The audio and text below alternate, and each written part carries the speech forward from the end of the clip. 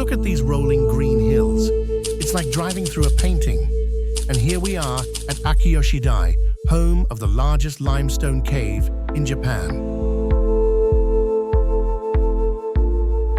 All right, everyone, welcome to Nagato, a place so beautiful even the ocean decided to slow down just to admire it. We hopped on a short cruise around these stunning sea caves. The weather? Perfect.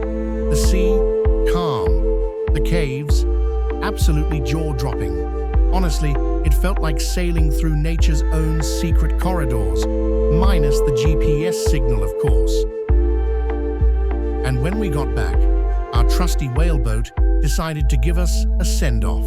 It let out a massive whoosh from its blowhole, a proper farewell geyser.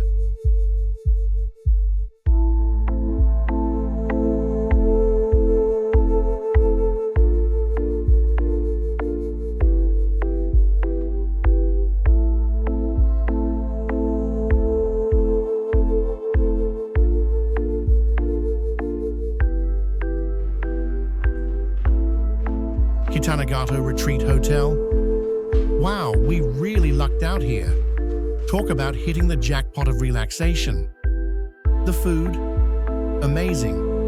The hot spring bath or onsen? Let's just say I felt like a VIP, or at least someone who pretends to be one very convincingly.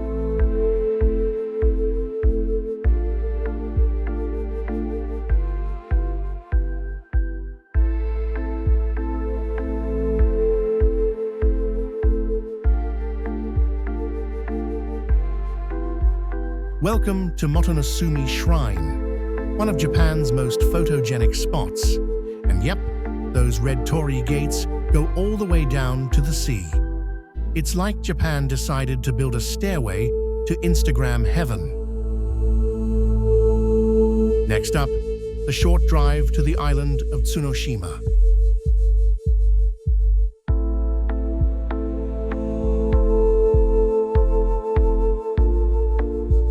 Tsunoshima Lighthouse, proof that even lighthouses know how to pick prime oceanfront real estate.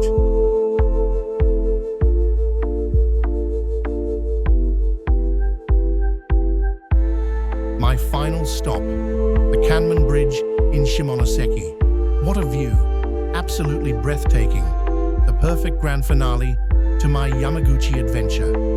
And get this, I actually walked under the ocean from Honshu to Kyushu. Took about 15 minutes, but hey, when else can you say you've strolled between two islands?